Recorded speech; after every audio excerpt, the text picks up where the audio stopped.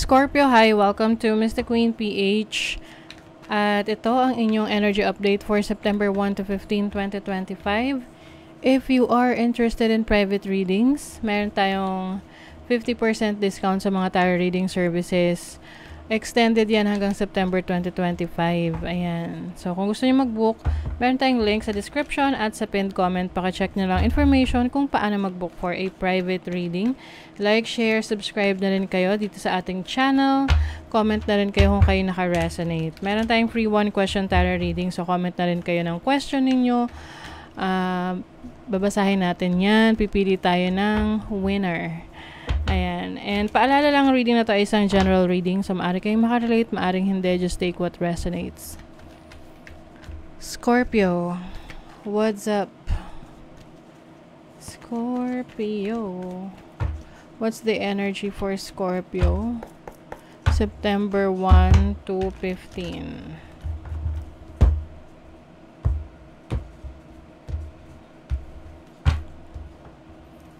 Overall energy, challenge, opportunity, blessing, money, career, love life, and family. Nako, parang mix emotions to, ha? Okay. So, the bottom of the deck is the Page of Wands. Yung iba sa inyo gusto nyong lumaya. Gusto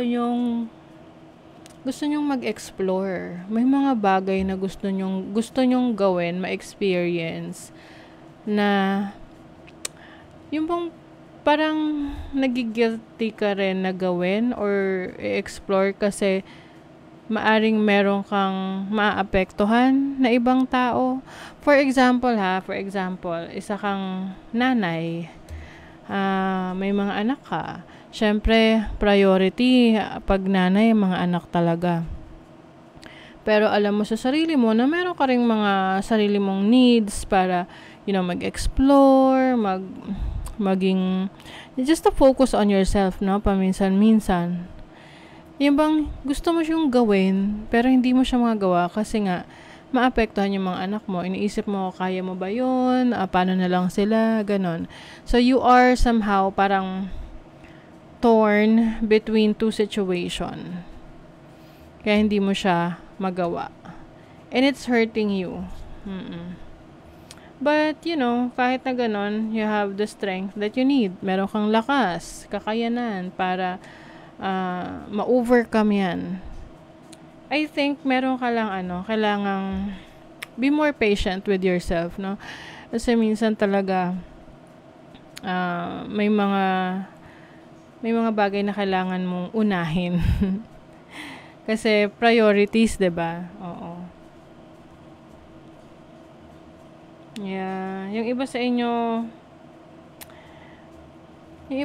is going through a transformation or change na hindi siya ganun ka-flawless na pagbabago. Yung parang anong tawag doon? Oh. Yung bang parang, syempre pag transition, pagbabago, yung para sa iba madali lang, no? Yung shift, yung pagbabago na yan.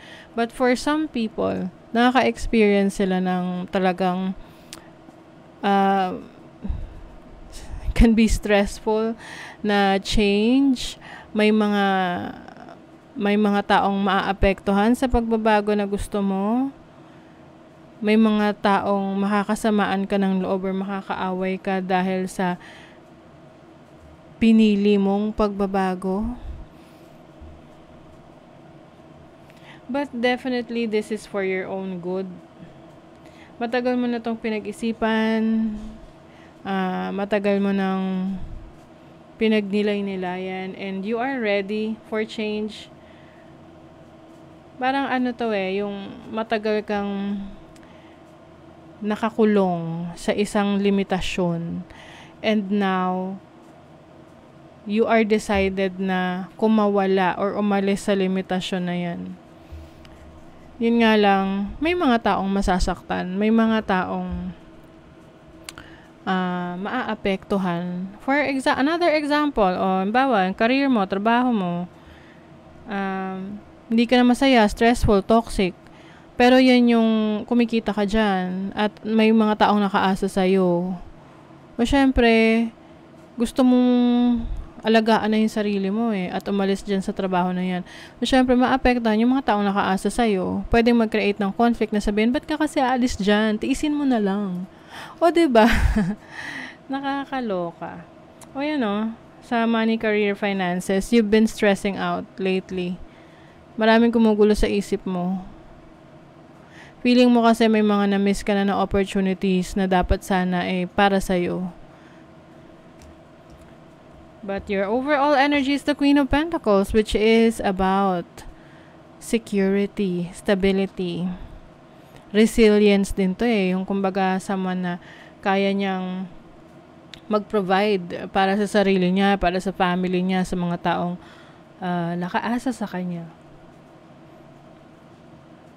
This is also to take care of your needs. So, this time, I think, gusto mo ring alagaan rin yung sarili mo at bigay yung pangangailangan mo. You have the Nine of Pentacles, so challenge mo siya kasi single energy to or someone na independent, na nakafocus sa sarili niya.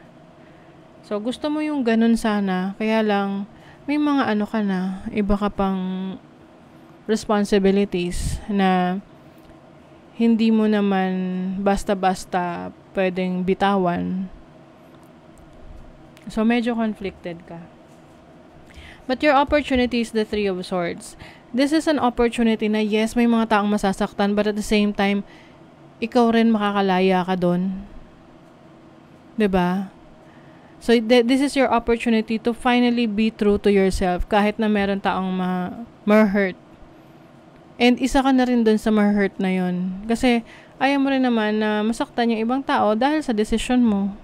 Pero kung hindi ka kasi pipili at di ka magde-decide, lalo ka rin masasaktan. Na iisipin mo lagi na lang may nawawala na oportunidad sa'yo na napapabayaan mo. But for your blessing, this is the Five of Cups. Hindi porket may mga na-miss out ka na opportunity, wala nang darating. Meron yan.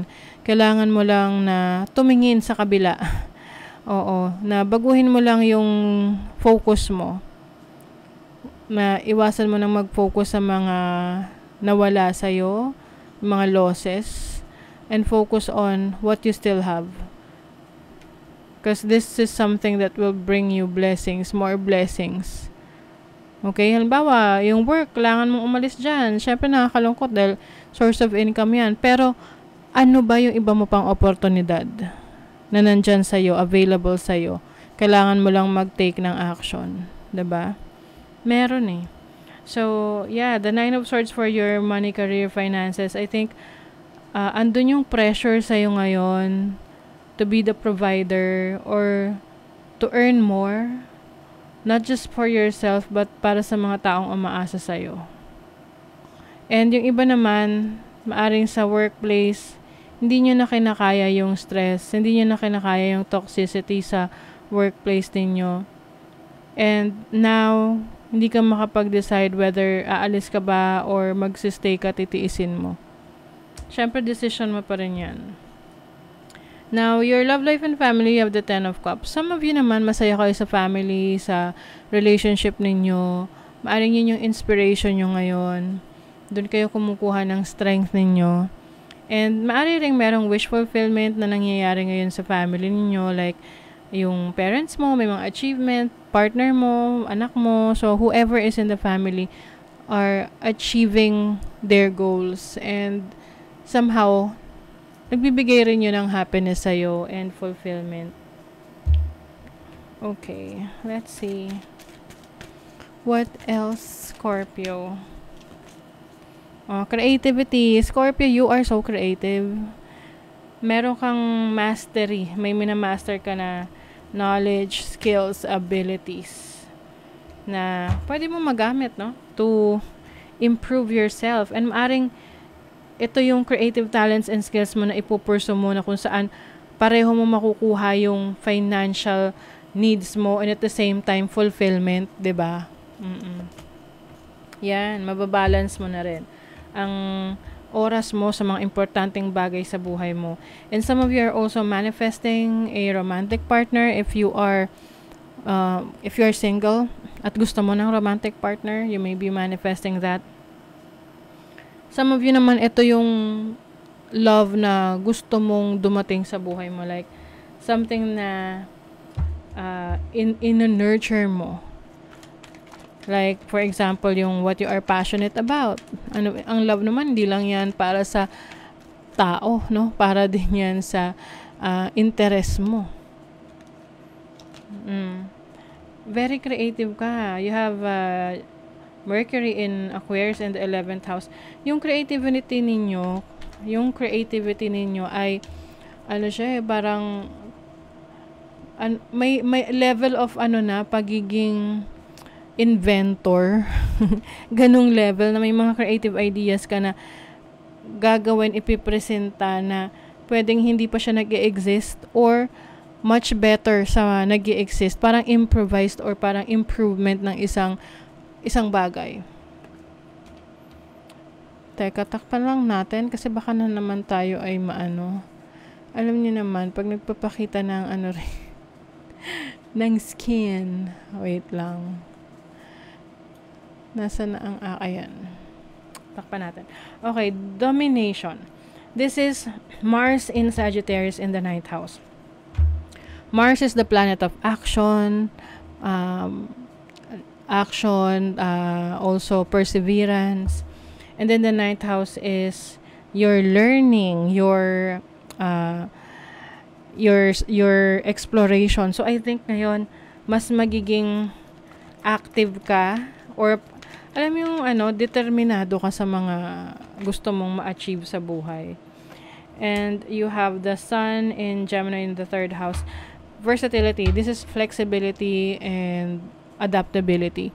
So, kumbaga, marami kang kayang gawin. Hindi lang isa ang expertise mo. Multiple expertise. So, doon magta-tap in ka kung saan ka mas nagiging productive, saan ka mas nagiging inspired. Kasi pwedeng may skill ka sa iba't ibang bagay, pero hindi naman yan lahat gusto mo. So, doon ka ipupursue mo yung gusto mo talaga. The power of divine grace is within you. You are divinely guided, Scorpio. The choice is clear for you now. Maliwanag na raw sa'yo ang desisyon. Pipiliin mo. Follow the wisdom and truth you feel in your heart. You will follow your heart. You will follow your passion. Okay, so that is your reading, Scorpio. Thank you so much. See you again.